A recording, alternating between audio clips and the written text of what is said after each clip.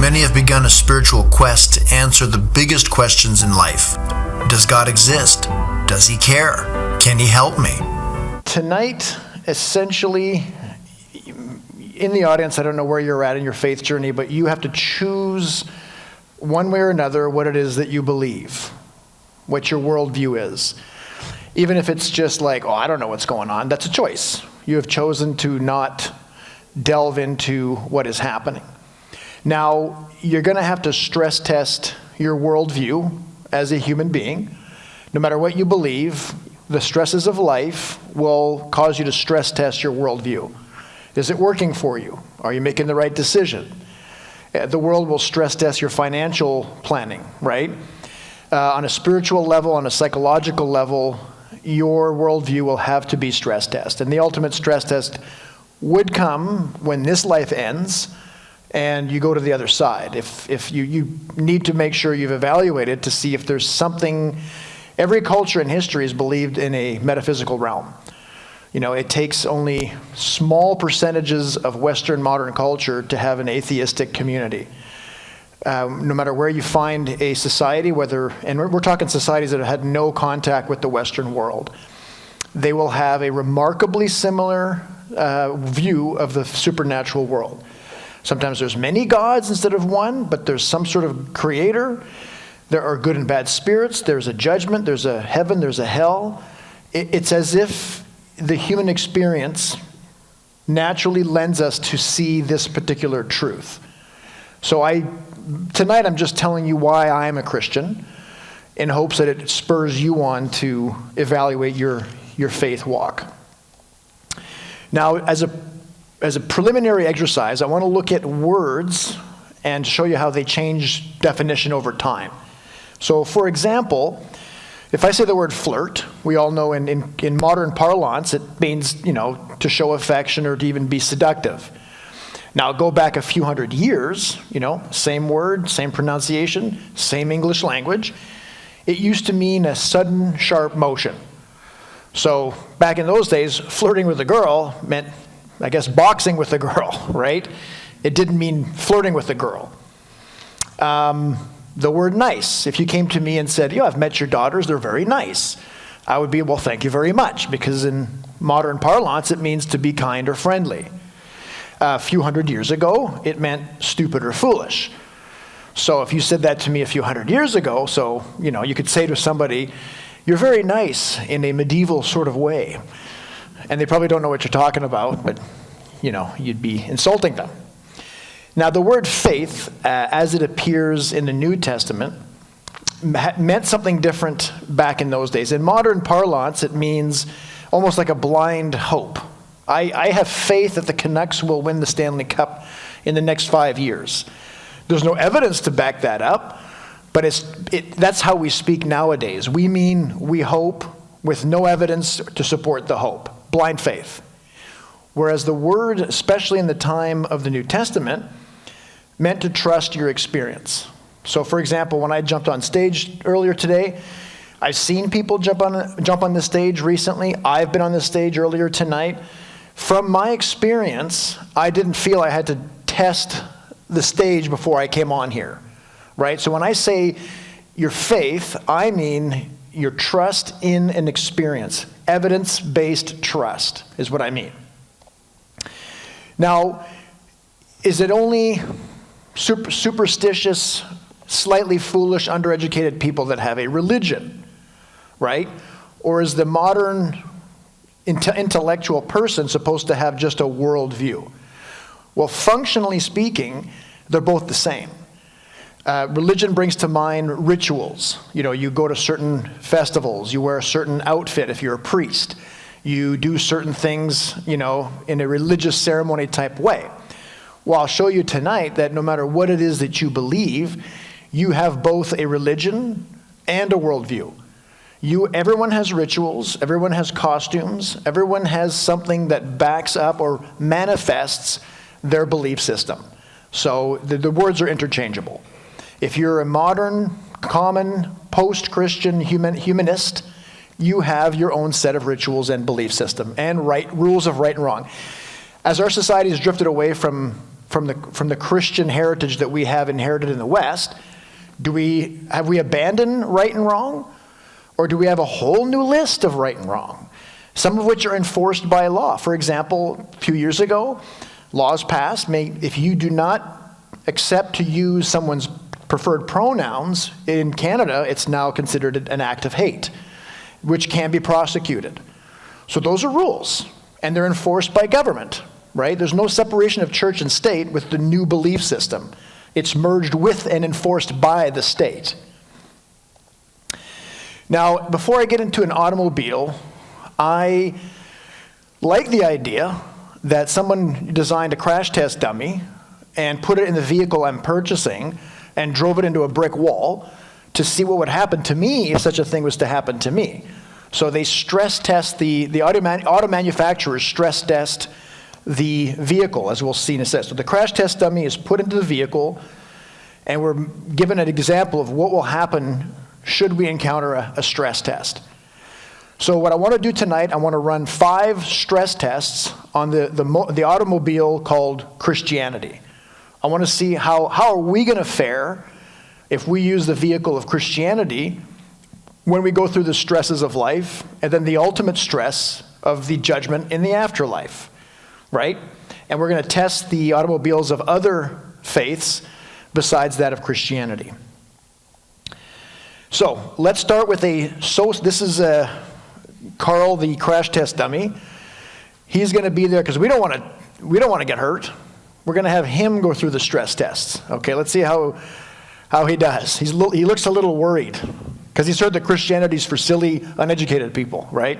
We're going to put him in a Christian car and we're going to drive it into a brick wall.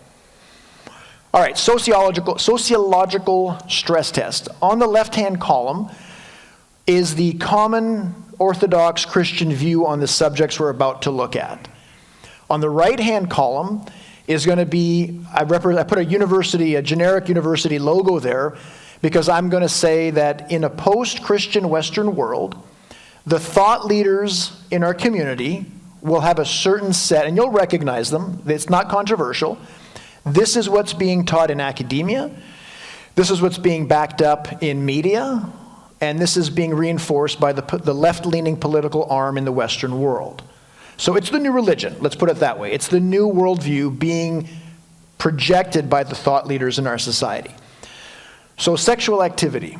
It's fairly simple in the Christian realm. It is to be kept within the marriage between a man and a woman. This is the only lawful expression of sexuality, the only one considered healthy in the Orthodox Christian sense. Now, if you go to the other side of the column, in the new worldview, the new thought leadership, married or not, heterosexual people can choose to have sex in any setting, three different girls a week or guys, whatever, it doesn't matter. Married or not married, it doesn't matter. It's not denounced by the thought leadership, right? It might be discussed, it might be said, well, you might want to be, but it's not a strict violation of their version of the 10 Commandments. Homosexual sex is in the same category. It's completely normal and healthy. There's nothing wrong with it. Polyamory there's no philosophical basis to prevent polyamory, right? And I put this next one in italics, sexual activity with minors, because it's not quite risen to the level of acceptability in the new thought leadership of our culture.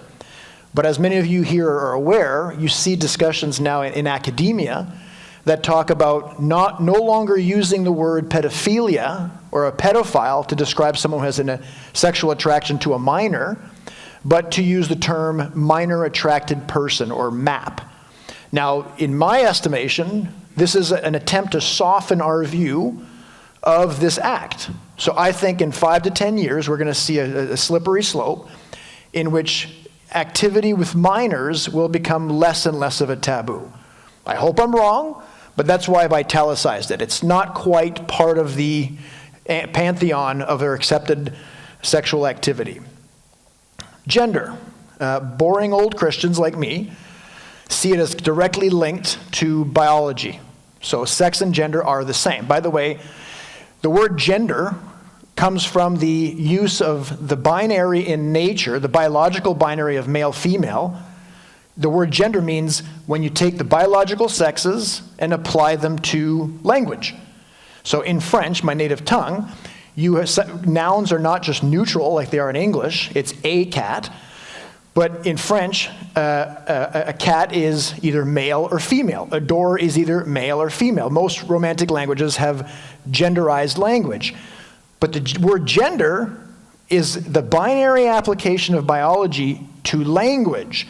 So it's not supposed to be this blossoming flower of multiple genders, which we're told it is in radical sex theory, radical gender theory, okay?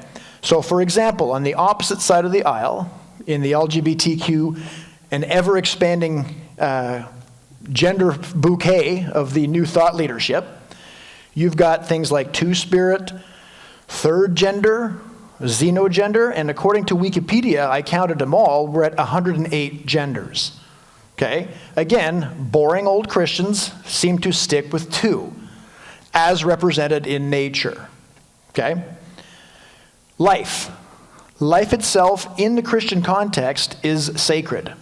What I mean by sacred is the value for biological life has as its ultimate anchor, it refers to something outside of my biological system to refer to its value or to attain its value.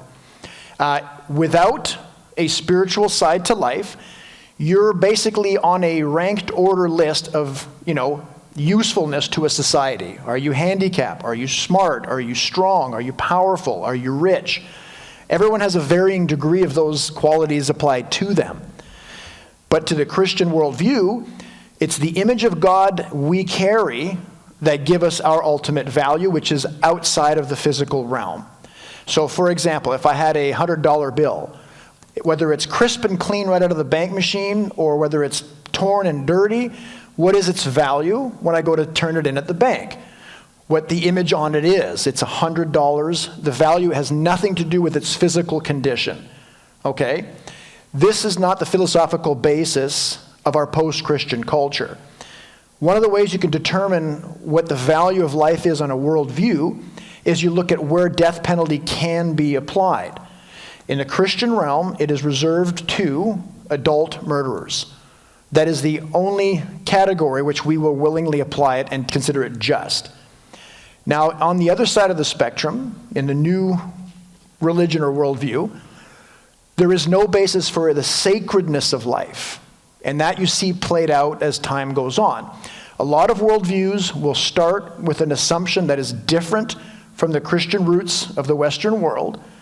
And it's not for some time that you see it play out to its logical conclusion. The worst doesn't come first. The worst of the implications of the philosophy comes as we ease up and play out the logical conclusions of the new worldview. So what is an acceptable death penalty in the new worldview? Most liberally is applied to the unborn. If you're not born, you have no absolute right to life. Your right to life depends solely on the desire of the mother to carry you to term. Okay? Whether that's right or wrong is not what I'm here to discuss. But I'm telling you, that is the worldview by the thought leaders of our post-Christian Western world. Ironically, there's laws if you harm a pregnant mother and her child comes to its death from your assault, you're actually guilty of murder. But if she decides to go to an abortionist, no murder has taken place. Okay? And I've actually wondered sometimes if you could poll fetuses across the world, or if you said everyone here has to return into someone's womb to redo their birthing process, their fetal process, how many people do you think would choose the womb of a rabid fundamentalist Christian pro-lifer versus a blue-haired, strongly pro-choice advocate? I wonder. I think the percentage would be fairly high, even amongst pro-choicers, right? Which is a litmus test to the universal justice quality of your belief system. Would you want it applied to yourself?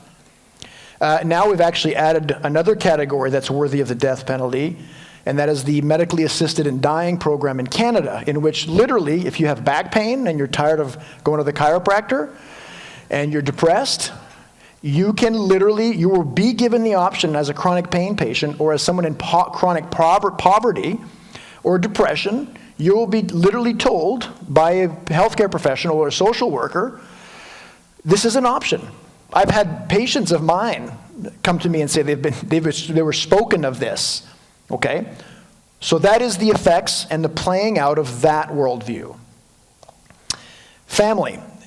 In the Judeo-Christian value system, there's a very specific structure to family. The same way there would be a specific structure to an airplane, a computer, a sports team, right? There's a hierarchy, there's role players, there's structure, as though it was a naturally occurring organic system. All working systems in real life, biological or mechanical engineering wise, follow structure.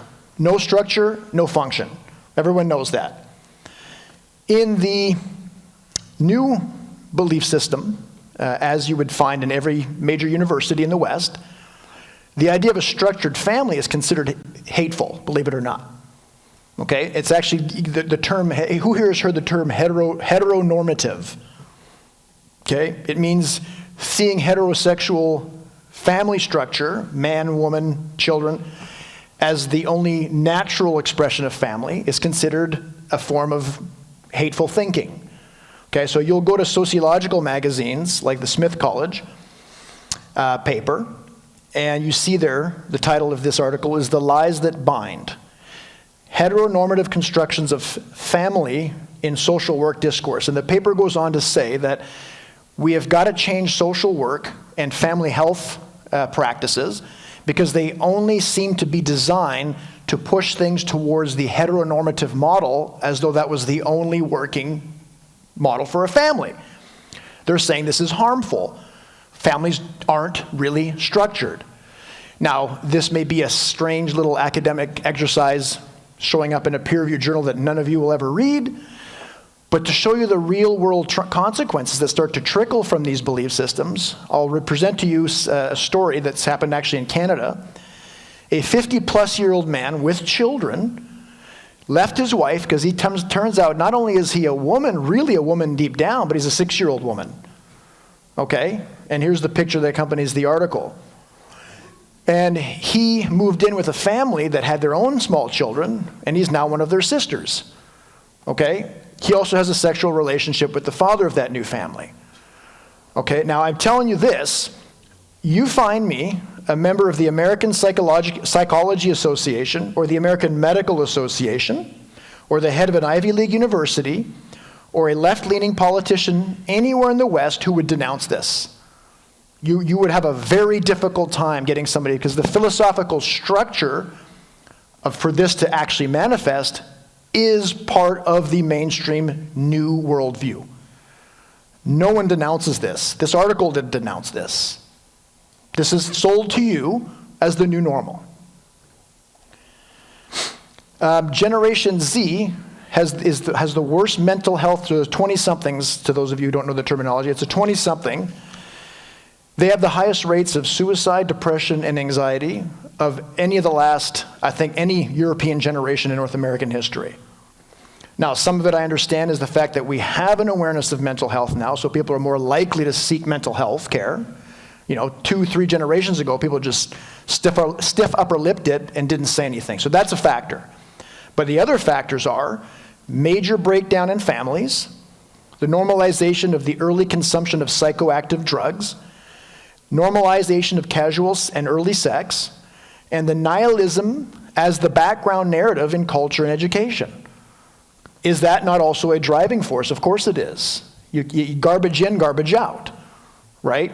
Those of us who are as old as me or older, remember a time when the background noise we grew up with in education and culture was one of much more traditional values, optimism. It's our background noise in our subconscious minds.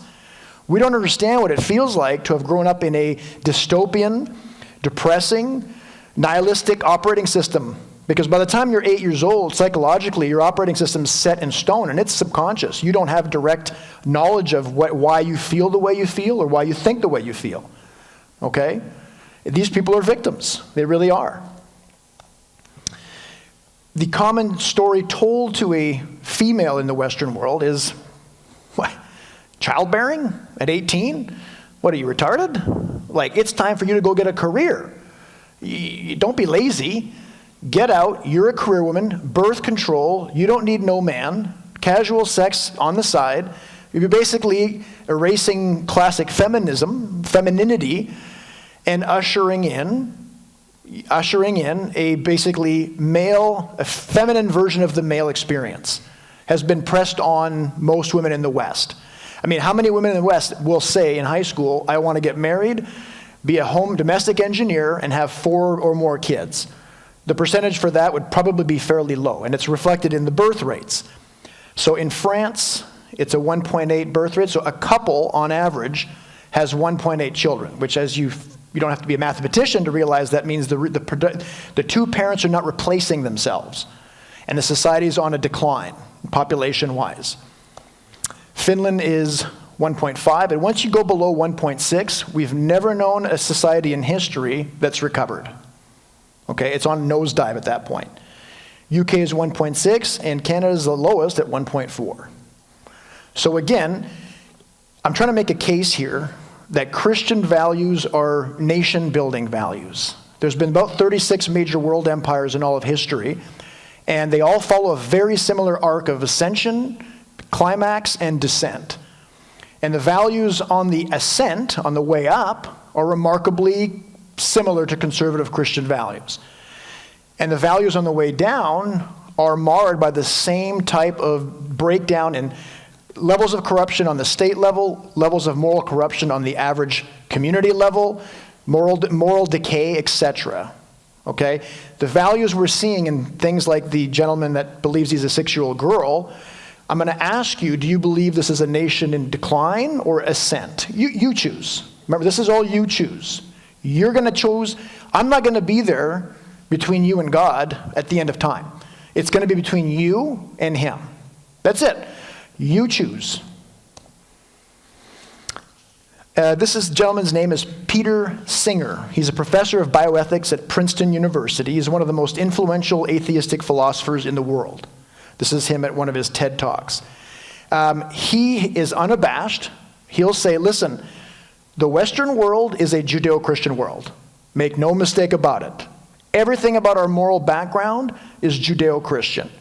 And he goes, that's a bad thing, but it's true. It's where we get our value system. His value system is not Judeo-Christian. As a matter of fact, he said, look, one of the things we get from Genesis 1 is the idea of human exceptionalism, that we're special. And that's worse than racism. That's speciesism. Okay? It's no better than racism. And for example, he goes, as a thought exercise, he says, if pigs have remarkably similar organs as humans, size, cellular shape, and everything, so we can actually get organ transplants from pigs and have a high degree of acceptance. He goes, a normal healthy pig needs kidney transplant. We have a Down syndrome baby who will never be productive, will not have a high value in productivity. We should sacrifice the life of the Down syndrome child and give his kidneys to the pig. Okay, he unabashedly will proclaim this.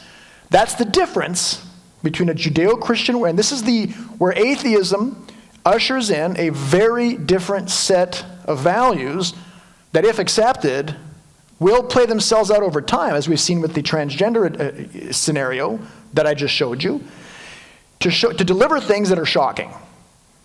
So let's take Peter Singer, the atheist's word for it. The Western world is a Judeo-Christian world. Here's a heat map of migration patterns. If you go towards the red or deep orange side of the color spectrum, it means you have a net loss of people. People are leaving that country. And if you go towards the blue, the darker the blue, the more the people are coming to the country. Unabashedly, what is the net migration pattern? To the west. To the west. So if the West is so bad, it's built as a Judeo-Christian system, you should tell those people in the third world before they get here and have a miserable life, right? Here's a heat map of prosperity on average. The lighter the green, the more money per income, per household. So as you can see, and I don't have time to go into it tonight, but there's a very direct link between Judeo-Christian concepts of government and economy that does create a more powerful, free, and accessible economic ladder. Okay, maybe I'll defend it during the Q&A if someone brings it up, but there is a link between Judeo-Christian values and free market societies with small governments. All right, this is where you see a thriving middle class. Again, the West seems to be leading the way. Here's a technological marker. Every country that you can see from space at night with a high level of technological advancements has a lot of light and economic activity, which can be seen at night. The only exception, the only non-Western country and we're talking Africa and China, which are both very dark in this, have a higher density of population than North America and Western Europe. India has a heavy colonial experience with the West. They were very much westernized as an Asian country, more so than any other Asian country. So you're seeing the mark left behind by the West on a technological scale. So financially, human rights-wise, migration pattern-wise, tech-wise, we do have the most advanced and desirable society when left to the free market of immigration. Why is that? Human rights is definitely, financial mobility is usually the number one rated reason for migrants to come, as well as the freedom and the human rights accessible. Now, in the Judeo-Christian realm, if you look at Israel when it was first created in the ancient Near East, after Moses' lifetime, it was the first society of its kind. It was the first society in history that unabashedly had as its constitution, laid out in Leviticus and other parts of the Old Testament, no king, no authority, man authority over man. So you had a set of laws that judges made sure were applied to everybody. That was the original DNA, legally, of Israel. It was a revolution in government. Okay? And that began the first society of its kind. Now, unfortunately, we know the rest of the story. They eventually got to the point where they begged for a king, and they got one. And they were warned in 1 Samuel chapter 8. They were told, this is what a king will do to you. Be careful about wanting a king. And that could be used as a metric or a descriptor of all authoritarianism in all societies throughout all of mankind. Now, as Rome fell and was replaced with a Christianized society which would eventually become known as the Western world in Western Europe, you saw the birth of British common law. So what that refers to is a series of laws in which we saw mirrored in a Christian society the template that Israel had revolutionized in the Middle East, which was a system of laws being at the top of the food chain of power, with no single human being having the ascendancy to go above the law. Because in Caesar's time, in Pharaoh's time, in Alexander the Great's time, in the monarchs of Europe even, once the king spoke, it became law, just like that. There was no system. Rex, meaning king in Latin, was lex, meaning law. Rex, lex. That was the system of all of humanity except for ancient Near East Israel, and the budding new system growing out of a Christianized society in Western Europe. So as it continues, the Magna Carta came and went, and it began to solidify even more in legal terms the notion that the king does not have absolute power. And it finally culminated in the U.S. Constitution in the 18th century, in which we had a mirror image in a Christian world of the kingless template of the post-Moses Israelic nation in the ancient Near East. Okay, this was our contribution to governance. The West was the first civilization to permanently abolish slavery, first civilization to give women the right to vote, and to this day it is the safest civilization on earth and in history for women, children, and the LGBT community. That's the West. Now, interestingly, and this Daily Mail is a left-leaning online magazine in the UK. Now, they ran an article which detailed, they did a huge meta-analysis of it's a known fact that modern-day women in the 21st century are, by every standard marker, more depressed and report less happiness than any other female generation in the Western's recorded history. So the question is, why is that? Because women currently have increased buying power compared to generations in the past. They have increased autonomy, increased corporate and political power. Women do. And they have decreased childbearing. Everything we're told would free the woman in the West and render get us away from the dystopian, oppressive patriarchy of Christianity and deliver women into this euphoric whirlwind tour of ecstatic joy and self-fulfillment in the post-Christian Western world. Well, by every metric, the exact opposite is true. In fact, another paper I read said that the happiest woman in the West in the last 100 years was the 1950s era American housewife. And this was a left-leaning magazine saying this, right?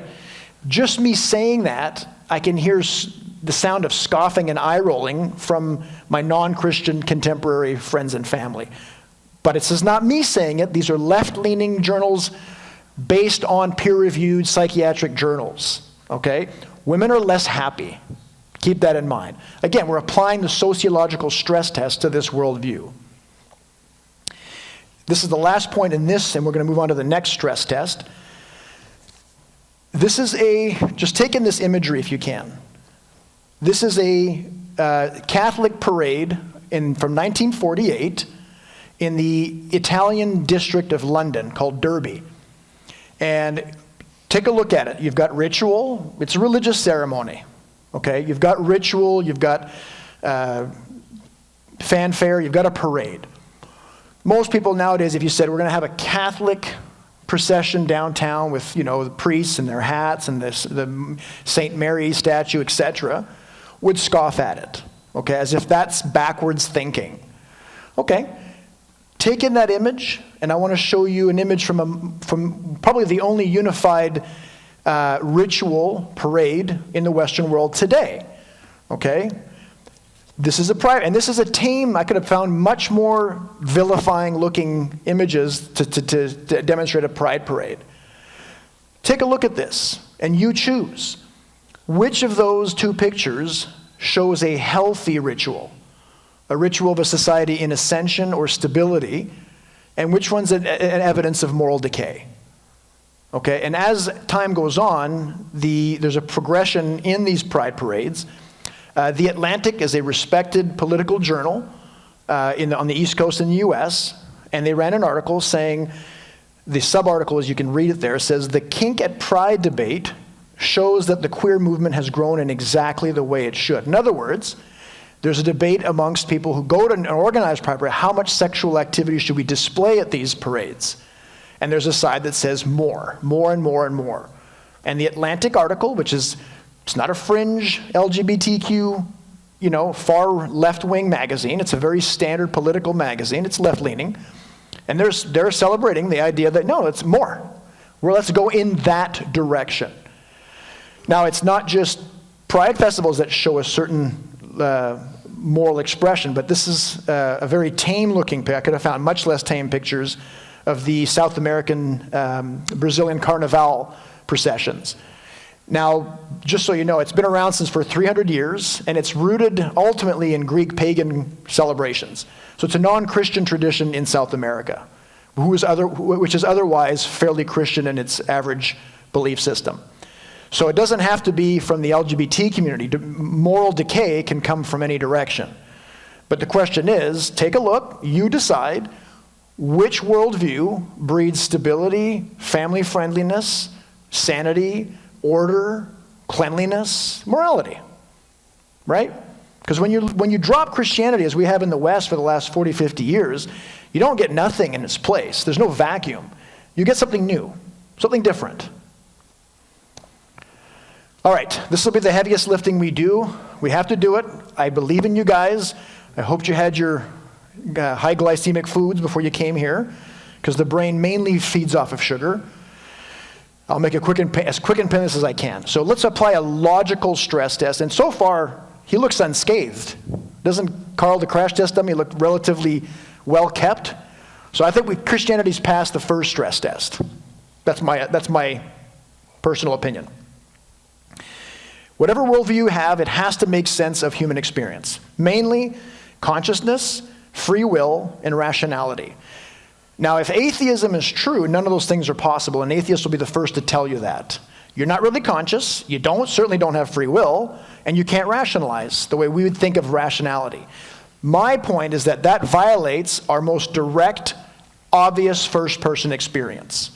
And let me take you through a small walk down the arguments. There's a slice of the brain on the left.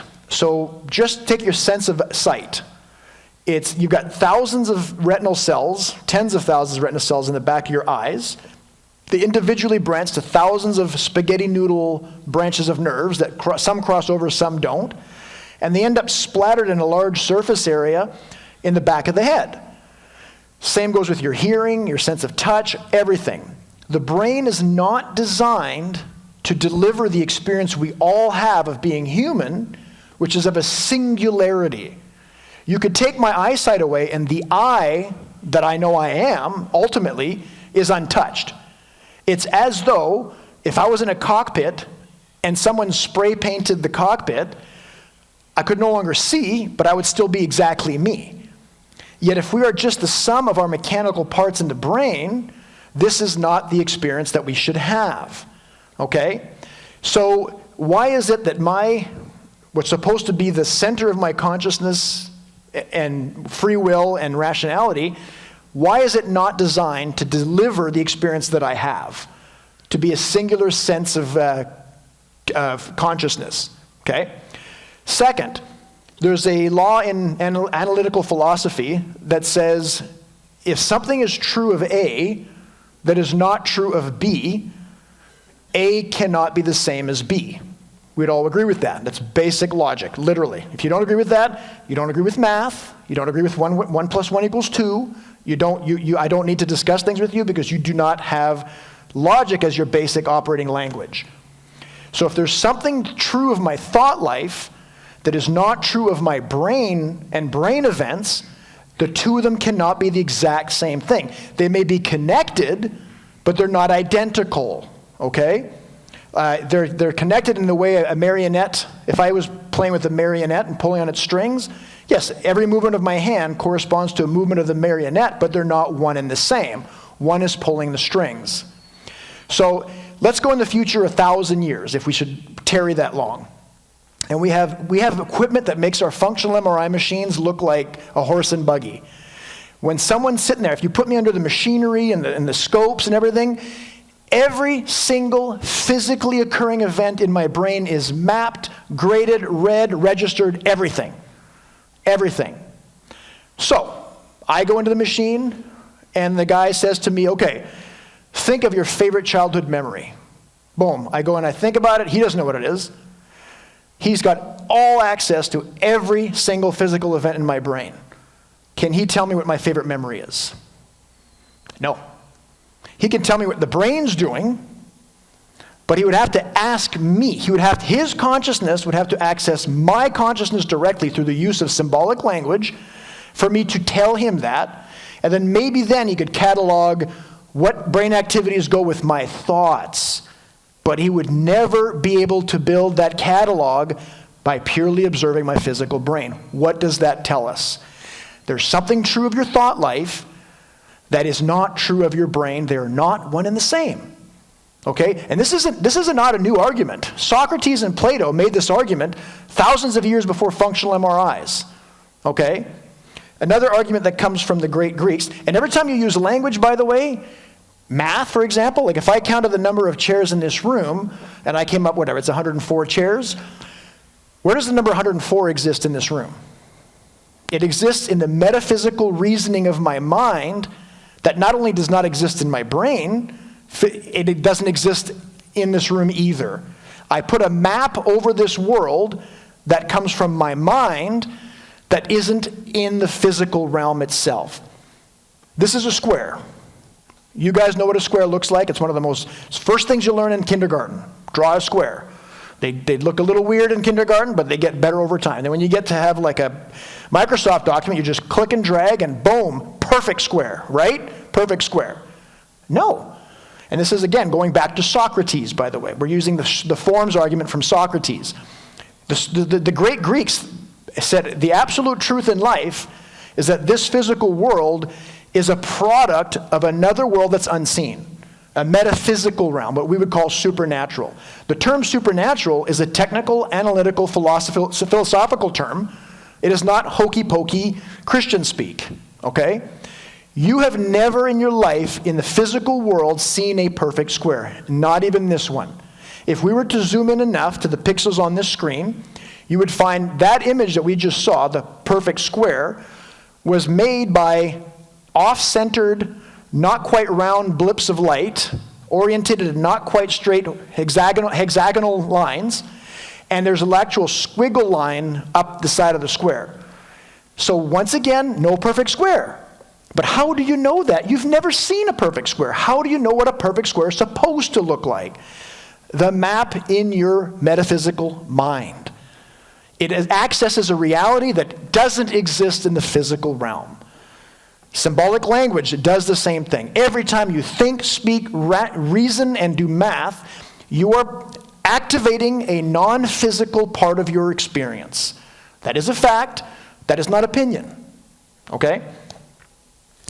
Stephen Hawking, the great atheist physicist, one of his last lectures, he was asked, is there such a thing as free will? And basically, he ran around circles, and finally he says, well, of course not, because you are a human. You are an organic carbon-based hard drive. You're built. You know, my video games don't do their own thing. They do exactly what they're programmed to do. Well, they're a silicone-based nervous system. You're a carbon-based nervous system. You're a machine. You have no free will. But never fear, he said. Human experience is so complex, you feel like you have free will. Isn't that good enough? It's a fairy tale, because if you don't have that belief, the alternate is fairly horrifying and has horrific consequences in a legal system. Imagine a legal system, which we're starting to see in our Western world, where someone can't be sinful, you can't punish them, you just need to rehabilitate them. Right? They're not morally culpable, they're just broken. So let's fix them and then release them, because they have no such thing as moral guilt. So anyways, now I remember seeing a show when I was a kid from the 60s. I don't think it was a Twilight Zone episode because I haven't been able to find it. But in the show, it's a little 10 to 12-year-old girl, and she's prancing around having a good old time. Then she gets little weird clues here and there that kind of start to bother her.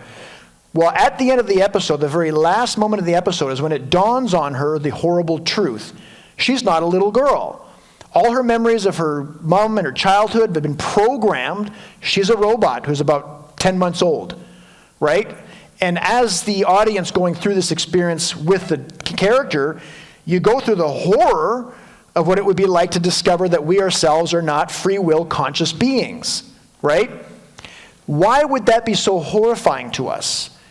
What I am is never horrifying to me. I mean, I wish I was 6'3" and 20 years younger, but the fact that I'm a human biped does not horrify me, right?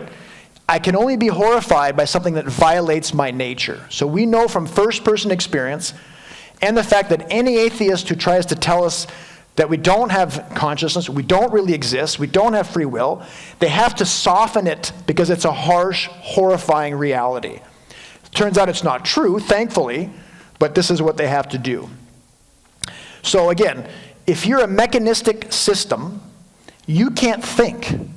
Like our experience is if I'm presented a reasoning, like I became a Christian from being a non-Christian because I was presented with the evidence. I didn't like the evidence. I became a reluctant convert after 10 years of struggle. But I thought to myself, well, this makes sense, that makes sense. I will rationally change my opinion.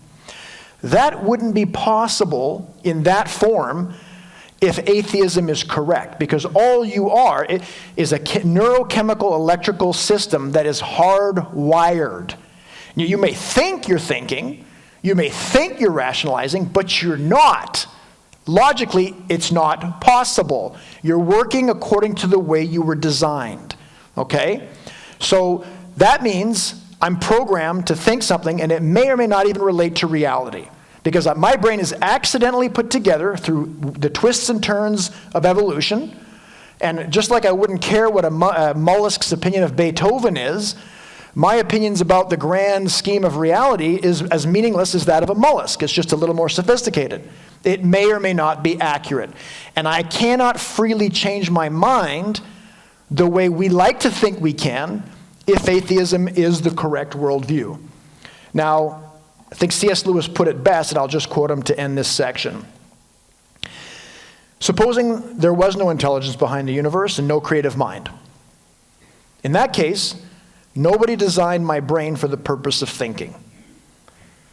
It is merely that when the atoms inside my skull happen for physical or chemical reasons to arrange themselves in a certain way, this gives me, as a byproduct, the sensation I call thought. But if so, how can I trust my own thinking to be true? It's like upsetting a milk jug and hoping that the way it splashes itself will give you a map of London. But if I can't trust my own thinking, of course, I can't trust the arguments leading to atheism, and therefore have no reason to be an atheist or anything else. Unless I believe in God, I cannot believe in thought. So I can never use thought to disbelieve in God. That's perfect. That's wonderful. NDEs. Anybody know what the term NDE stands for? It's a technical term, and it shows up in journals, peer-reviewed journals. It's called a near-death experience. So in the West, we have advanced transportation system. If you get in a horrific car accident, you have ambulances and even choppers that take you to a trauma center with highly sophisticated medical practice. We have more and more people in our society go further and further down the spectrum of biological death and are brought back.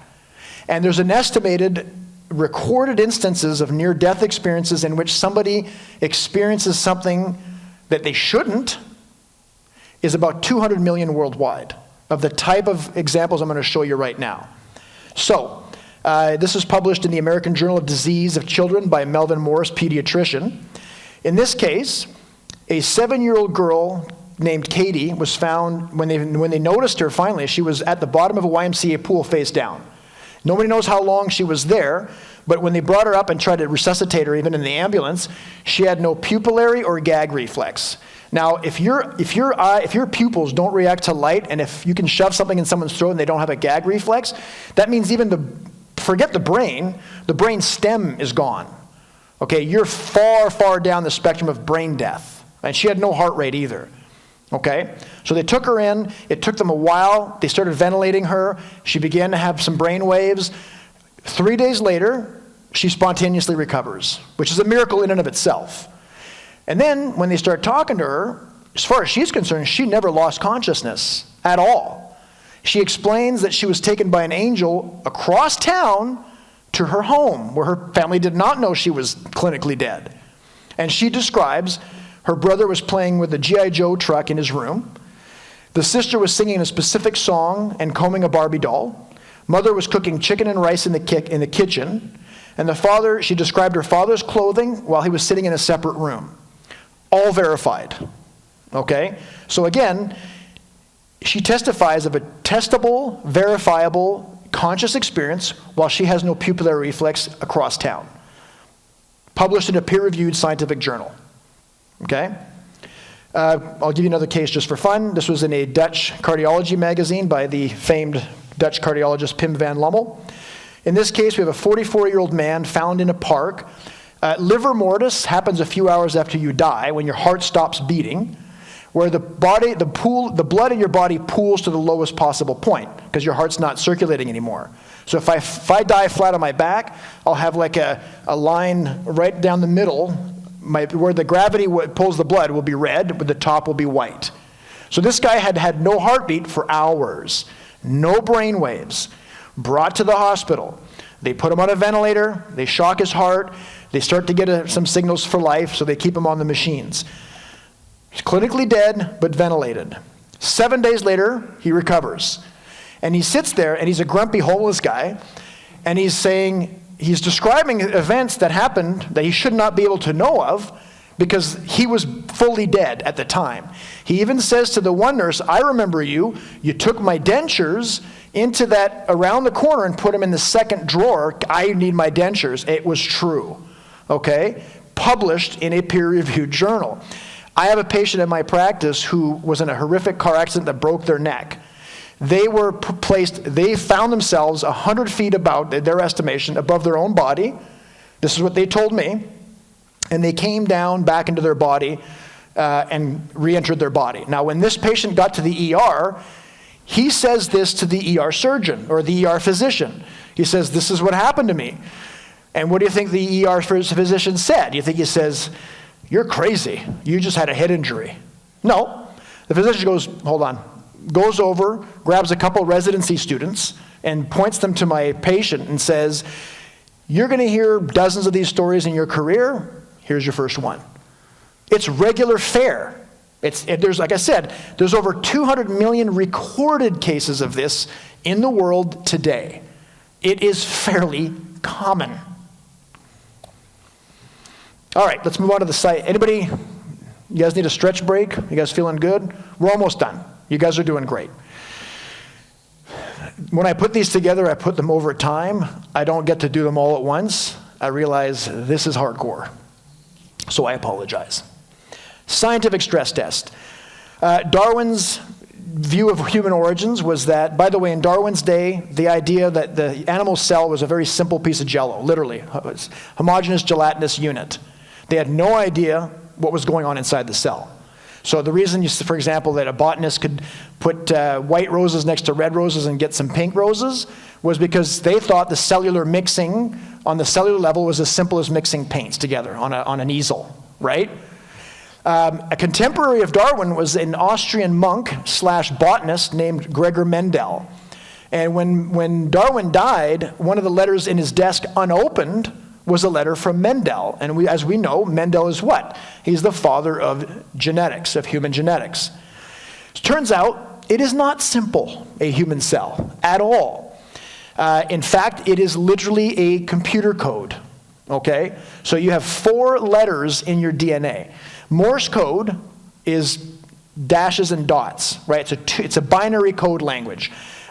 Braille, bumps and depressions, it's binary code language. Computer language, 1s and 0s. You just need 2 letters to contain information and transfer the information. DNA is a quaternary code language. It's got 4 instead of 2 letters. So for example, your DNA, which is housed in the nucleus inside the cell because it has to be protected, is surrounded by micromachines.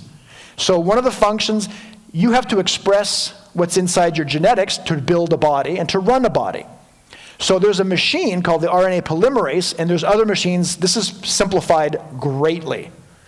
They open at the right spot. They know where the beginning of the gene code is. They open it up, and another machine runs in and photocopies that. They need a copy of the code, okay? Then that code is then with other machines. It's not shown in this picture. It's abbreviated. They literally abbreviate the code to make it simpler to transmit. Then a machine ushers it to the end, to the little portal hole inside your nucleus to see if it's accurately enough chemically to be allowed out of the nucleus, which again is all mediated by machinery and chemical signals. Then it goes into the general cell environment where what goes into the, see that mRNA strand there on the second picture is the photocopy of the part of your DNA. You've now copied the information. It's transferred out and it's used, okay? That right there is also this. It looks different now. Each little bump in the bristle, it looks like a long toothbrush. Each bristle is right here, a C, a G, a U, a G, an A, a C.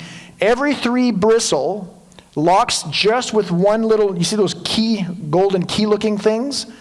They lock specifically with only one set of those. And on the end, at the top of the golden key, is a bead, which is an amino acid. And it forms a chain, like a bead necklace of amino acids in the exact order. So what happens is, the DNA copied into RNA is simply a code to let you know in what order to build a protein. It's a blueprint. Information is at the core of biological life, surrounded by machines that read the information to create structured proteins. Proteins run your body. Hormones are proteins. Your bones are calcified proteins. The body is a protein machine. Okay? So you're looking at exceptional, densely, even Bill Gates said the most amazing compact computer language known in the universe is DNA. He knows information when he sees it. So my question is, where does something like this come from? Could it be that an intelligent designer is the most rational culprit for a system such as this? And just to show you a peripheral view and other things that surround the DNA activity that's even more complex than I have time to give you. Wouldn't it be amazing if there were a device that untangled knots automatically? Inside your body, there is. It's called a topoisomerase. It untangles knots in our DNA in an incredible process that keeps us all alive. DNA carries assembly instructions required for your body to generate new cells. But for DNA to do its work, it must be copied in a process known as replication. During replication, the DNA strands are separated, and protein machines use each strand to make a copy of the opposite strand. The end result is 2 copies of the original DNA. However, DNA replication faces a life or death challenge before it can complete its mission. Separating the DNA strands causes twisting in the portion of DNA that has not yet been separated. Eventually, the tension from the twisting increases so much that the uncopied segment of DNA wraps around itself in what are referred to as supercoils. If nothing intervenes, this buildup of supercoils will completely shut down the DNA replication process, since the 2 strands can no longer be separated, and your cells will die. Enter special proteins called topoisomerases to the rescue. Topoisomerases are amazing molecular machines that untangle knots. They come in 2 main types. Type 2 typically has 3 main sections: an upper gate, a middle gate, and a lower gate. Each gate can open or close during the protein's operation. A type 2 topoisomerase untangles DNA in 4 main steps. First, after 2 DNA segments enter through the top gate, it uses the middle gate to break one segment of DNA apart. Next, it passes the other DNA segment through this break. Then occurs the crucial step. The topoisomerase recombines the first DNA segment. The result is the elimination of 2 supercoils. Finally, now that the 2 DNA segments have been untangled, they are released by the topoisomerase. The second strand is released out the bottom, and the first strand is released out the top. Of course, this is just a simple summary. The actual process is a lot more complicated. So not only is it complicated to the machinery to copy the DNA, there's a backup system just following the coils that happen in the I mean, it's mind-boggling. It's mind-boggling. Atheism has consequences sociologically as well. This is a diagram in the 1800s in an article. The initial view of evolution is that we didn't all have the same common ancestor. Monkeys around the world slowly reached the Homo sapiens stage at different times, to different degrees, and in different places. It's called the multimodal hypothesis. It's since been disproven, since we have large-scale genetic studies, molecular anthropology. So we now know that we all come from the same batch. We can't pin it down to 2 people, but it's the same base population. So that model's dead. But here's a chart showing which races are more or less evolved. Which races, ethnicities, are more animalistic. Okay? That is a view brought to you by atheism. Okay? Which would breed very easily racially unacceptable views. Right? Some people may not be trusted with full panoply of human rights. Some people aren't people, etc. Again, the more you dig for, this is actually published images showing that the less European you were, and this is an opinion of European scientists, the less evolved you were. Okay? A little taboo. Compare that to the Christian view that we come from the same base pair of humans. That eliminates racism right in one fell swoop. We're literally all cousins of one variety or another. Okay? It's weird to think of my wife as my cousin. She's not. She's a distant cousin, as our kids' health has shown. But do you see the consequences sociologically, racially? Which one do you want? Which world would you want to be living in? Right? A Judeo-Christian one or a rugged atheistic one? This is Fred Hoyle, and he was the head of astrophysics in Cambridge. He almost taught Stephen Hawking. Stephen Hawking wanted to learn underneath him, but he actually was forced to go with another guy. In retrospect, Stephen Hawking in his career said, "Thankfully, I did not get assigned to Fred Hoyle." Fred Hoyle was the founder of the steady state model of the universe. Essentially, what the steady state model was that the universe has always existed. And one of the philosophical reasons, he said it himself, is if I have an eternal earth, an eternal universe, all the time problems that evolution suffers from are erased. Because if I have an infinite amount of time to evolve races from one to the other, I'm more philosophically comfortable with that as an atheist. Okay? And a stick in the mud for Hoyle was a Jesuit priest. You see a common theme here. The Christians/scientists are not hampered by their Christianity, are they? So George Lemaitre, a Belgian Jesuit priest/astrophysicist/mathematician, is the first recorded thinker to come up with the Big Bang cosmology model. In other words, the idea that in 1 second, all of reality jumped into existence. In a highly precise, had it been more dense, less quick, the explosion that is, nothing would have worked. It was a very precisely ordered, high energy burst of matter coming into existence for the first time. Again, he was opposed in part because people like Fred Hoyle said, this sounds like a bunch of Christians trying to make science be religion, trying to cram their science into their religion. Now, I've done a whole lecture on this if you want to go back and look at it off the YouTube channel, but the reality is it turned out to win the day. The idea that the universe literally came into existence, poof, bang, out of nothing, is the currently most accepted evidence-based cosmological model. Okay? Very interesting. Considered too Christian to be true. Turned out to be true. There are over 50 physical constants. Here's some of them. We're talking about the mass of a proton, the speed of light, the force of gravity. Think of all the constants. If I had 52 dials, and there's probably more than 52, we just haven't discovered them yet. If I take any one of those dials and move it by a hair, the whole system breaks down. The whole time-space continuum collapses on itself, we're done. So just simple matter, hydrogen, helium, etc., is a working machine on a razor's edge of precision. Okay? Does that sound like an accidental universe to you? Nothing about the universe biologically, on a physics level, on a sociological level, seems to lend itself to happenstance. Seems highly ordered.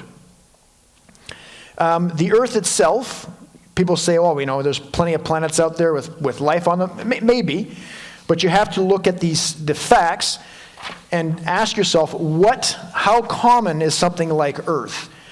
Well, you have to have the right location.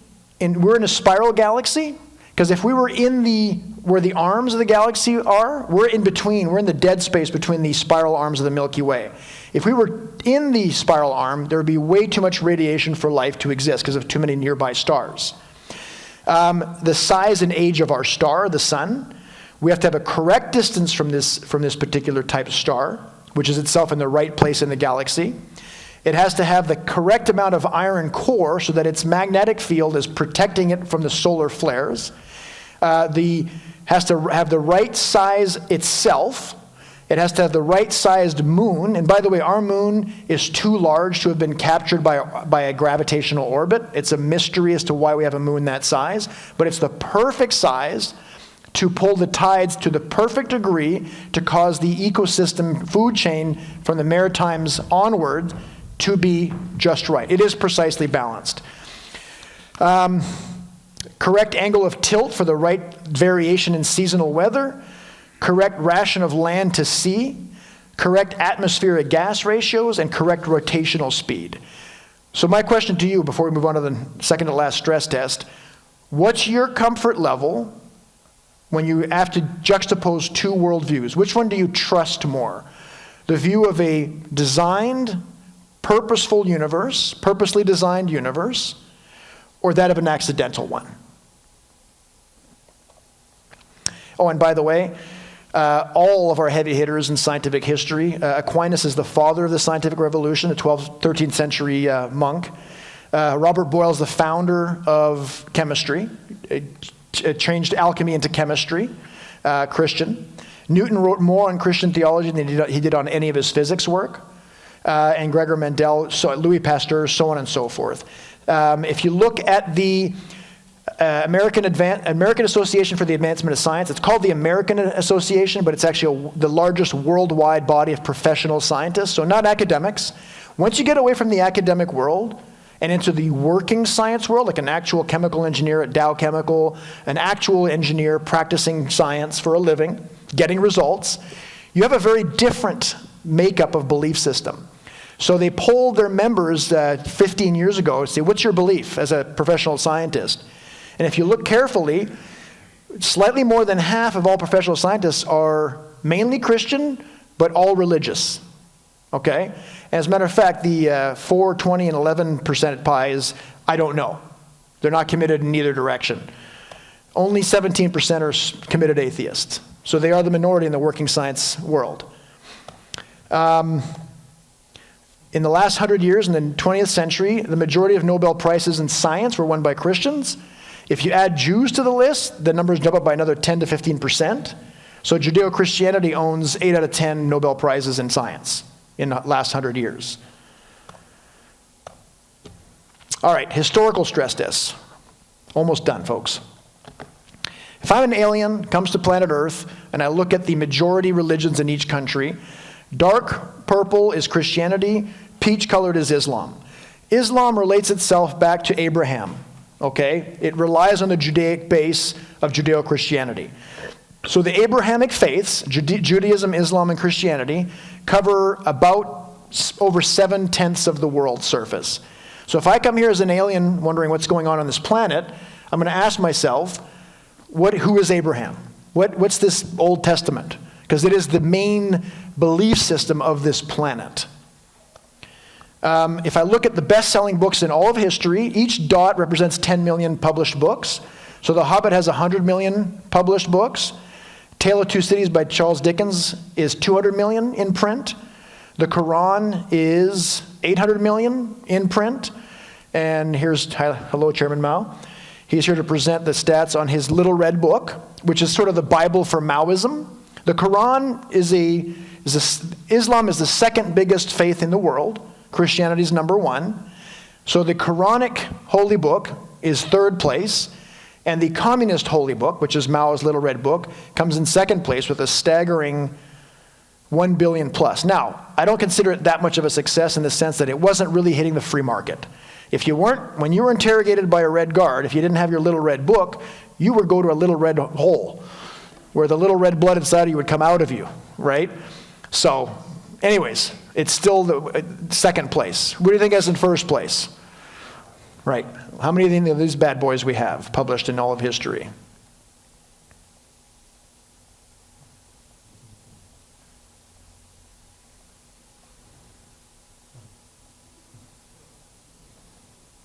Over 5 billion. And if you take one Bible website, in this case Gateway Bible, at this point, having been around about 20 years, they're at 26 billion hits. Okay? So online, it's still the most popular accessible book online as well. The most translated works in all of history, Pinocchio comes in at third place with It's in 260 languages. Little Prince is at 380 languages. And the Bible comes in first place at over 3,000 languages translated. So there's a thirst for the Bible unlike any other book. In a literary sense, it's the number one phenomenon by far in all of history. Book of Mormon was it's one book written in 2 years by one author. And the only history that he talks about was totally disproven, by the way. Be careful when you invent history. It's easy to get caught with your pants down, as the Book of Mormon was. Quran, again, the second largest religious phenomenon is Islam based on the works of the Quran. One book built in 22 years by one author. Let's juxtapose that to the Judeo-Christian scriptures. So here you've got a 2,000-year span. You've got 66 books. The word Bible, by the way, is from the Greek biblos, which means the books, aka the library. Okay, you're carrying a portable library when you're holding your Bible. It took 2,000 years, and there's over 40 authors, okay? So this is what 2,000 years looks like on a time span. You could make 100 Qurans during that time and 1,000 books of Mormon. But more importantly is the Bible is written in what genre, okay? The Quran is just kind of like the book of Proverbs, the wisdom literature in the Old Testament. It's someone's advice about life. That does not lend itself to being archaeologically testable. Okay? You cannot test that archaeologically. The style of you pick any book, any page in your Bible and open it up, it talks historically. Gives the family genealogies, the names of kings, cities, people, places, events. That makes it testable. Okay?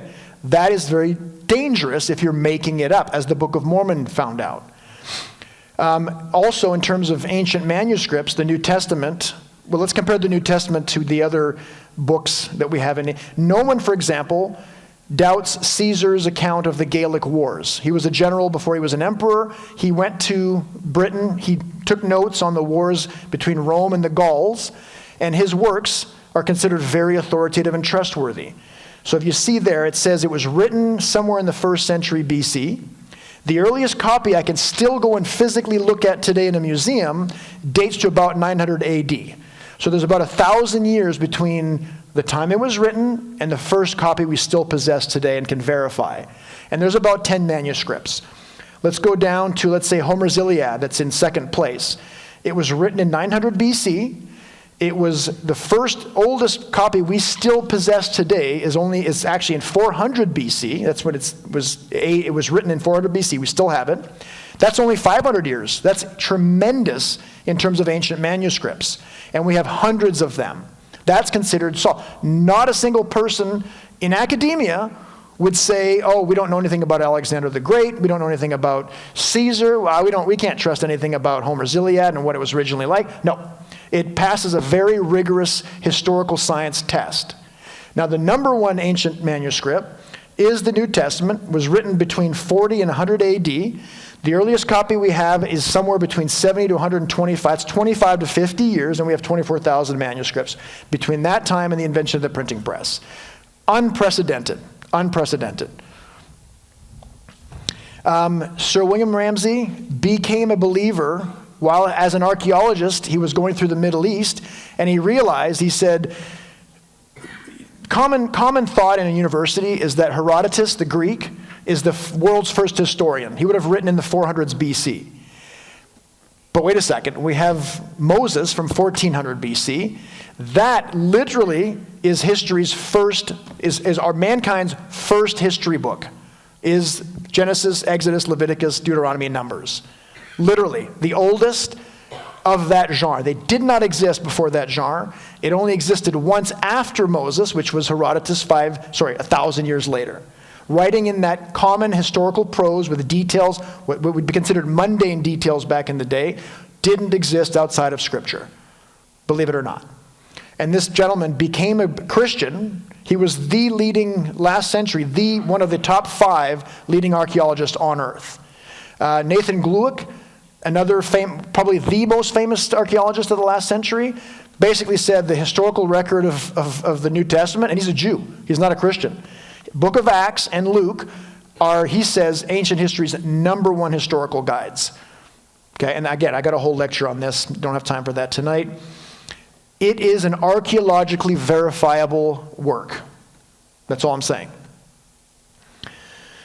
Buddhism, Islam, and Hinduism pretty much cover the rest of the planets in major part in terms of worldviews.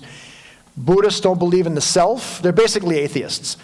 Hindus believe in multiple gods. Islam is monotheistic. What is the one thing all these faiths have in common? Only one thing. A high view of Jesus of Nazareth. Okay, in Islam, he's one of the major prophets. There's Abraham, Moses, Jesus, and Muhammad. And Jesus is the only sinless one out of all of them, according to Islam. Okay, so what is it about Jesus? He's the most recognizable person on earth. You go to, on average on planet Earth, you show a picture of a semblance of Jesus, more people recognize him than any other person in history. He's the most common subject in art in all of history. He's the most worshipped. And by the way, Muslims don't worship Muhammad. Okay? Buddhists don't worship Buddha. Confucius is a wise teacher in Confucianism. The only person who's well respected is the most famous person on earth, happens to also be the only great moral reformer. Think of Martin Luther King and William Wilberforce. He's the only sane person that's celebrated more than any other person, including by other faiths, that in his biographies claims to be God, and therefore is directly worshipped by his followers, who make up the majority of humans on earth. Okay? He's the main character in the most famous book in history, and a fun fact here, even though they've changed the BCE and CE, when I grew up it was AD BC, his birth date literally splits history in two, before him and after him. So if you're a spiritual seeker, I'm going to ask you just rationally, why don't you start with Jesus? He seems to be the big picture answer here. If you're on a spiritual quest, look into the teachings and life of Jesus Christ, on a purely rational appeal on my part. Final stress test, personal stress test. My earliest memory in all of my life, and I didn't clue in that it was bizarre until I was about 14 years. I must have been 2 years old when this happened. And again, we know what a dream is, and we know what a memory is. Every one of us, once we wake up, realize, oh, that was a dream. And we know when we've experienced something. So my earliest memory in all of my life, I was about 2 years old, is I hear my mother calling my name, and it is pitch black. I can't see a thing. I don't know what's going on, but I can hear my mother's name. So at some point, I see in the distance a pinprick of light, and it's getting bigger. And next thing you know, I realize I'm heading down some sort of tunnel, and then all of a sudden, I can still hear my mom calling my name, clear as a bell. And all of a sudden, I'm in this open air. It's somewhere in Quebec in the wintertime, and there's a little kid in a snowsuit holding on to a bike rack just standing there. And I'm seeing him from the back. And I'm coming towards this thing at that point. And then I go into the boy, and it's me. And then I see my mom, who's about 20 feet away, who's exasperatingly calling my name again, right? What is that? That is a memory. Okay, my earliest memory is an out-of-body experience. That's a fact that I can't make you believe that. It's a subjective experience. But I'm telling you right now, as God is my witness, I experienced an out-of-body experience as my earliest remembered experience as a human being. So everything I talked about academically, I've personally experienced in terms of having a center of consciousness that does not depend on this biological carcass to function. I became a Christian after a 10-year struggle from 14 to 24. Everything about Christianity when I was a 24-year-old young man went against my desires. Okay, if it's a man-made religion, why does it violate every base instinct of a man? Right? Why would you, when people make their own belief system like Hugh Hefner or L. Ron Hubbard, with Dianetics and Scientology, the head of the cult always has something in it for them. Okay? What's in it for Jesus other than being crucified? What was in it for me other than I just could not deny that it was true? It went against my experience. My family was not Christian. My friends were not Christian. They were a little weirded out by what's this Christianity thing? There was no easy hand in glove fit for me as I became a Christian at 24 years of age. my culture, I'm from Quebec. Catholicism has a dim view of Pentecostalism or Protestantism, whatever I would qualify it in their eyes. Again, the only reason I became a Christian, and the only reason anybody should be a Christian, is whether or not it's true. Because if it's a cleverly devised tale that leads to your ostracization from your family and your culture and some form of financial penalty, if not a legal or death penalty in some cultures, there's no reason to do it. There's only one reason to be a Christian, ladies and gentlemen, and that is true. And what I presented you today, I hope it made sense, is a rational appeal, because when you choose your worldview, it should be based with the same rigor as you would choose a medical avenue for a disease. We have a disease called sin. That's, by the way, the other only common thing in all worldviews, including atheism, is that something's wrong. We call it sin. Atheists will call it a lack of education, a lack of resources, etc. Every single worldview believes there's something wrong. So, we have a disease, we all agree. The question is, what's the cure? And my answer to you is, the thing I cannot transmit to you evidence based on my personal experience, which is why I don't talk about it much. But if anybody here is a experienced Christian, the thing that will make you the most firm in your belief is not academic arguments like we've seen all night tonight. It is those quiet moments of experiencing the Holy Spirit in prayer. When you do have those quiet times, and I highly recommend getting up in the night by candlelight and praying and reading the scriptures. Things happen in the absence of distraction. Throw in fasting as well. There are things that will happen in those times that I've experienced. I've never even told my wife. I don't bother telling anybody, including you guys, because I personally can't put them into words, but I know I've experienced them. And any attempt at putting them into words would make me seem crazy. But I know God is real because I have felt his direct presence in the room with me. I cannot transfer that to people academically. But there's a reason I will die as a Christian, is because I know that the one who gave me purpose, the one who gives me peace, is a person named Jesus Christ. And the only thing I want for anybody that I know and love is that they would experience the same thing. Well, it turns out Carl, the crash test dummy, pretty much went through the whole stress test unscathed. You know what I mean? Turns out Christianity is safe as a stress-tested worldview. Let's check in on the other crash test dummy, see how he fared. Oops, didn't work out the same way. So I recommend driving a Christianity automobile through your life so you don't end up like Derek, the crash test dummy. And now we're going to open up to question and answers. So if anybody has any, please use the mic.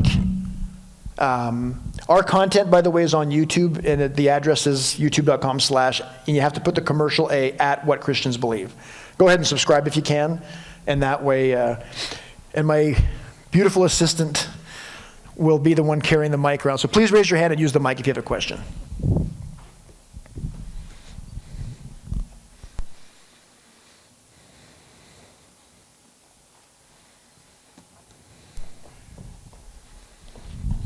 Hi, Emmanuel. That was wonderful. Thank you for sharing so much. I am really curious about your personal moment there. When you had that occasion when you were 24, was it a moment? Was it a trickling over time that you suddenly decided that this was something that you were going to pursue? How was it a cathartic moment, or did you just suddenly decide, I'm going to start putting one foot in front of the other as far as being a Christian and take that path? What was it for you?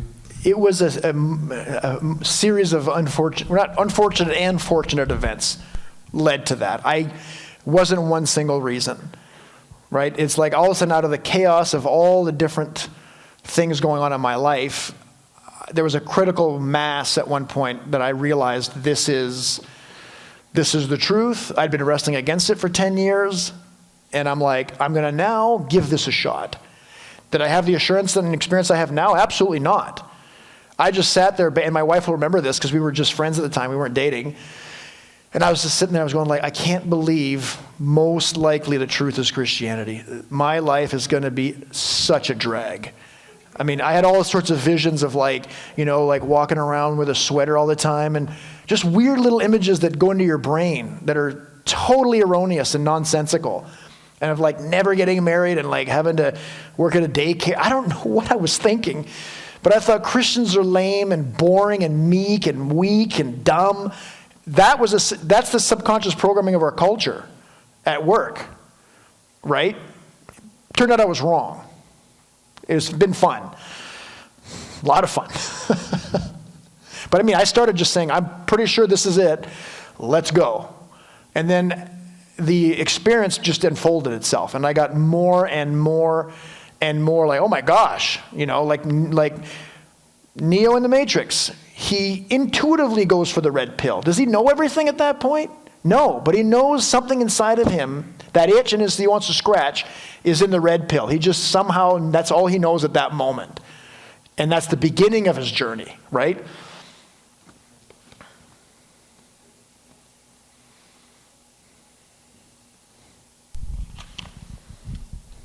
First of all, thank you for this. You're welcome. Thank you for coming. It wouldn't be much of a show if I was talking to my wife. Yeah, it was great. Very captivating. Thank you. I appreciate what you said. I find there's often a lot of, say, anger and hatred towards other cultures and other views that are people who center themselves on Christian beliefs and center themselves on the Bible, and they add things that are not in the Bible. I love how you admitted that the Buddha never said he was God. And it's not, anyone who's putting a Buddha statue and praying to him, he never said to do that. He actually had a quote. He said he was pointing.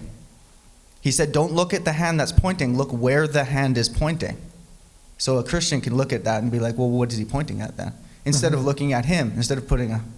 So I love that and the reason why I bring that up, I had about 25 years of being suicidal and depressed. Suicide was in my family. My grandfather committed suicide. My other grandfather died as well, the same way. So I didn't have any protection in my home. Now I had a wonderful childhood until I was about 14. And then I started getting punched and hit in my community.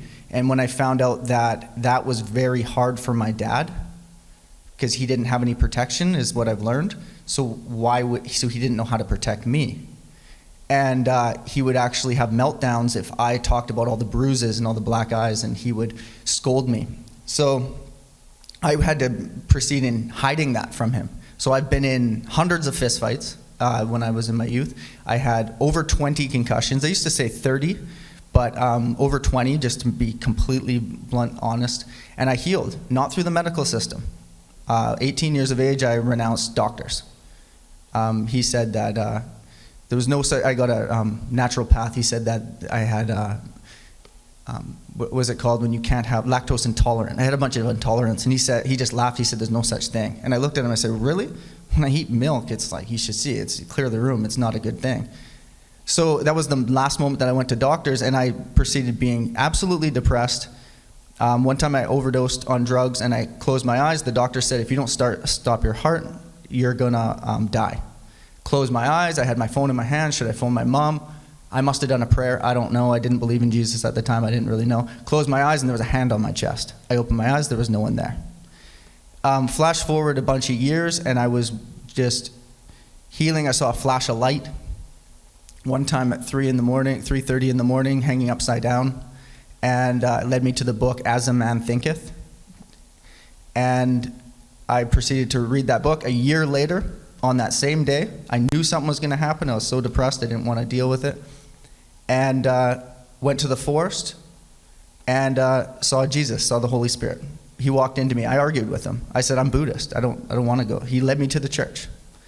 And where I went into the church, I told the pastor my story. He said, you're possessed. So then I started doing, and if you look at what the Bible says, the book of Corinthians, for example, what is it? it's a rebuke of the church. It's saying, it's Paul talking to the church. Come on, Corinthians, come on. So anyone that's called by God, what we're going to have is a major revolution of, and already having it, of prophets coming into the church, and we're going to have a complete upheaval, because I think there's 40,000 sections of Christianity. There's only one section, it's called the Way. Yep. And we're all going to come together, and there's going to be a real upheaval in the meantime. Yep. And so, Now, yeah. do you have a question specifically? I just wanted to share that. Yeah, and I first and appreciate you foremost. sharing, by the way. I really Yeah. do. Yes. But thank you. I guess my question is, so today we were led by the Holy Spirit. It was a really rough morning. And we literally stopped and prayed to God. And he told me, go left. I said, go right. We stopped, we were at a garden, and I saw her face light up, and she was smiling. So we went and saw the garden. Soon after that, we ended up, I played some music. I saw a hip-hop guy, I do hip-hop, playing. I came out and I played my music. She went into the store, and someone walked up to her and invited her here. Was that you? No. Okay, so someone invited her here, so Yeah. that's why we're here. Just literally in prayer, guided by the Holy Spirit. yeah. And that's how we ended up here. Yeah. And as far as a question, I think that you're doing a great job. So thank I you. love how you're very logical. And Yeah. So- And the funny thing is, I was praying, as I do before these events, and I had a sense that someone like you would be here. That's all I had. Mm-hmm. So, that's probably what it was. I mean, Christians in North America are unfortunately tainted by the materialism that it's not our fault, right? But we don't realize how much the Holy Spirit wants to supernaturally guide the church. The Word exists, the Bible exists to make sure we don't go too far off our rockers, because humans are prone to wanting more and more excitement and stuff like that. But, things that you're talking about, I've been present at 2 different exorcisms in my Christian walk, right? A lot of Christians haven't had that experience. My mother, when I was a baby, I spent the first 6 months of my 18 months in the hospital with repeat pneumonias. I had really bad lungs. And my mom was a single 20-year-old single mom. And one time, after having spent, I think, 2 months not in jail, in the hospital, I'm back home, she's exhausted, we're laying down, I'm sleeping next to her, and she hears me start to have the infection again after having a 2-week break, right? She felt me grit, and she's not a believer, right? At least not a follower. She tells me this story. I was probably, less than 2 years old. She put her hand on my chest and said, "Oh, please, God, no." That's all.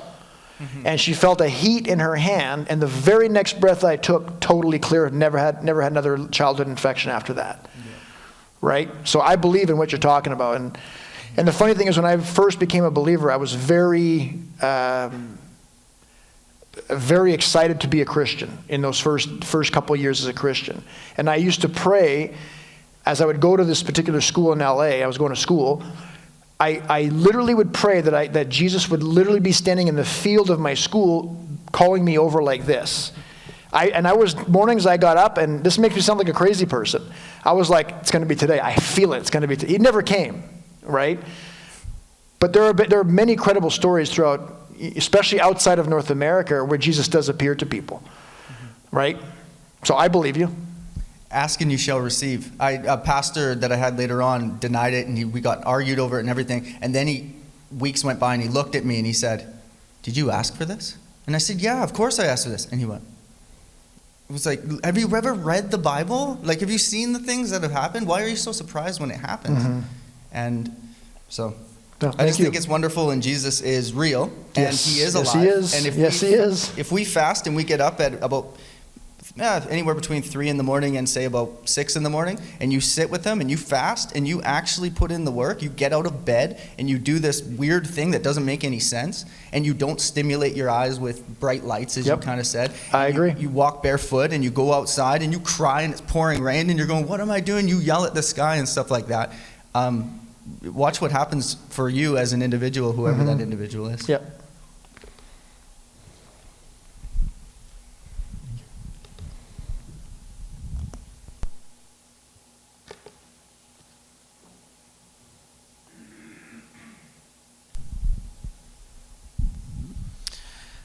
Thank you, Emmanuel, for your presentation. Really appreciated it.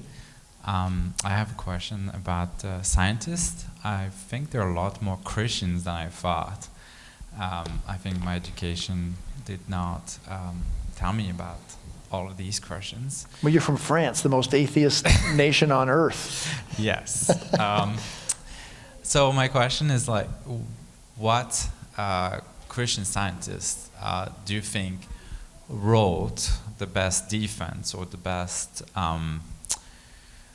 explanation of why they are Christians? I know you did something amazing that I would like to share with a person in my family, but I was also thinking that it would be great to, and it could maybe convince that person or help What's them this person's lead them to background? Christ. Like, what's their professional background? Very, very scientific, rational. I mean, yeah, there's a lot of options, right? What- Some of my, what would be like your- J.P. Moreland is probably one of the best modern day still living guys. J.P. Moreland, he was a chemistry major. He also did a PhD in philosophy and then a PhD in theology. So he's got sciences, philosophy, which is the science of logic, and he's well grounded in theology as well. And I'll send you some of his stuff that you just send their YouTube videos to these people. Okay. And I mean, C.S. Lewis to me is one of my all-time. I own and have read everything C.S. Lewis has ever written, even his pre-Christian writings. And I always realize when I speak or write, he's my mentor. You know, him, probably Martin Luther, the German monk, not the civil rights guy, and Blaise Pascal, the French philosopher. Those are my main mentors. Yes. Right. Thank you very much. Yes, you bet. I look forward to read your list. Will do. Thank you.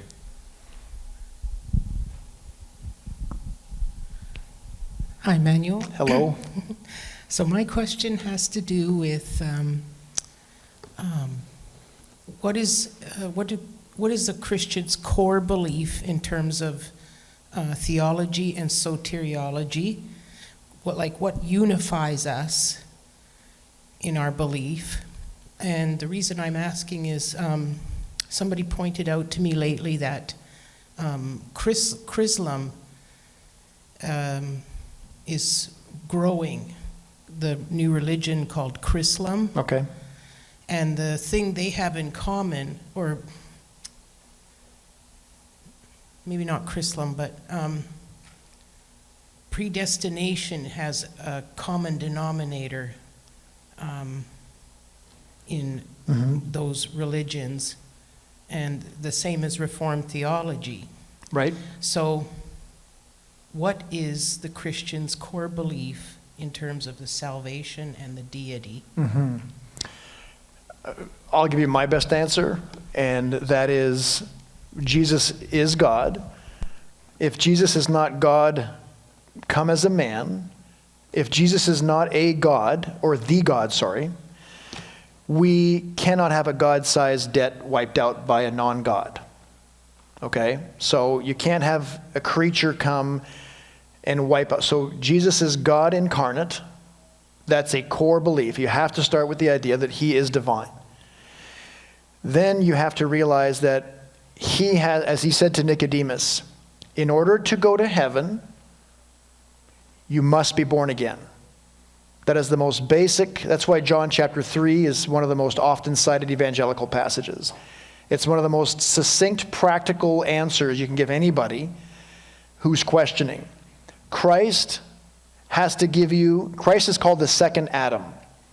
Because there's two words for life in the New Testament in the Greek. There's bios and there's zoe. We only translate it as one word in English, life.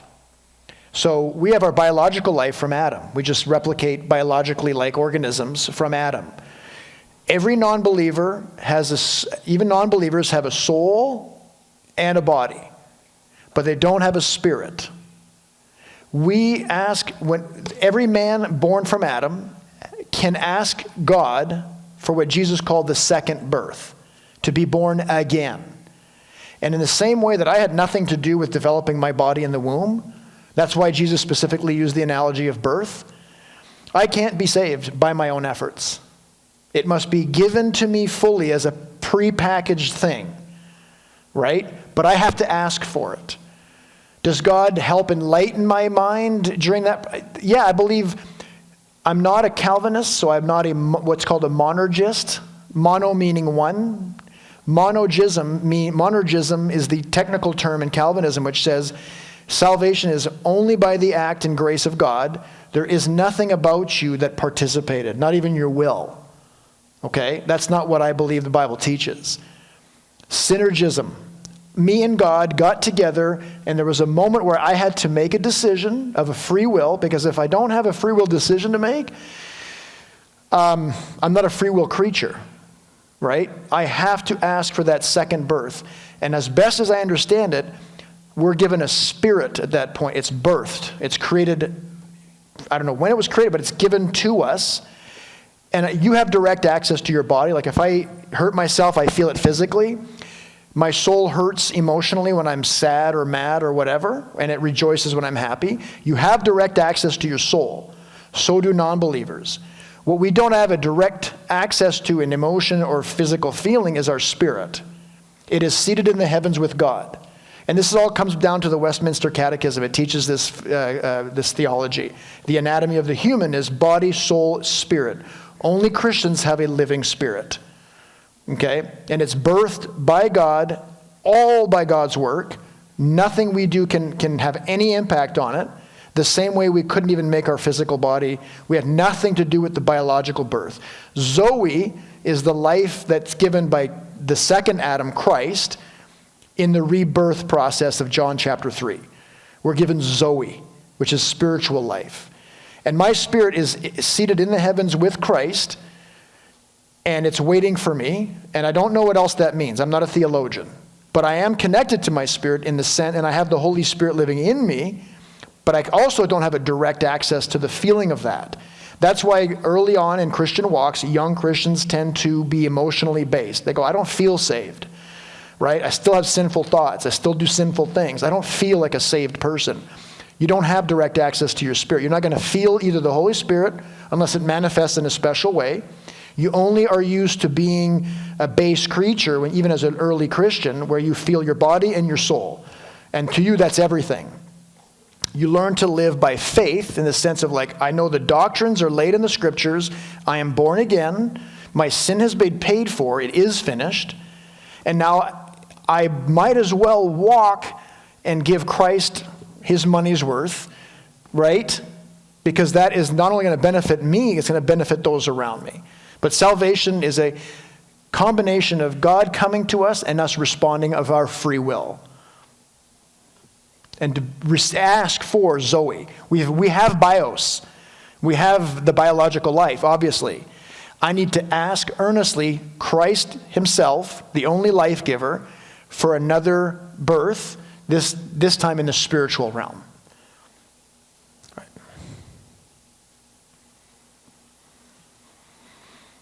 Have we exhausted the audience? All right.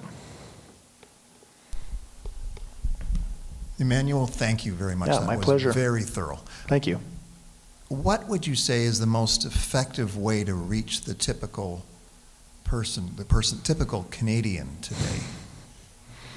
Man, if I'd figure that out, I'd have more converts under my belt. Like, good question. I mean, I think Dimitri has an answer. I think you know what I'm going to say. No, I don't. You have to talk to them. Yeah, true. Like evangelism, right? We have to do it. Yes. Yeah. Yeah. I don't think there's a manual for Canadians, pagans, Canadian But there's pagans. Emmanuel. It's right. Yeah. So yeah, based case by case basis is all I could give you as advice. Yeah. I think the language of your typical Westerner seems to be evidence and science and logic. So I like to start with that. So at the very least, because our value system in the West is, I believe in science. You know, the guy with the lab coat's the new priesthood. That's what I always tell my friends who are not Christian. I go, you have your own priesthood. It's the guy with the lab coat on corporate news. You absolutely unfiltered absorb their viewpoint and narrative. I question them. I question my own clergyman. I question my own self, right? I'm a free thinker. So, and I always tell my friends too, my non-believing friends, I'm like, you guys are a product of your culture. I went against the grain of everything. So don't tell me I'm a conformist at the very least, right? So, sorry, it's the best I can do.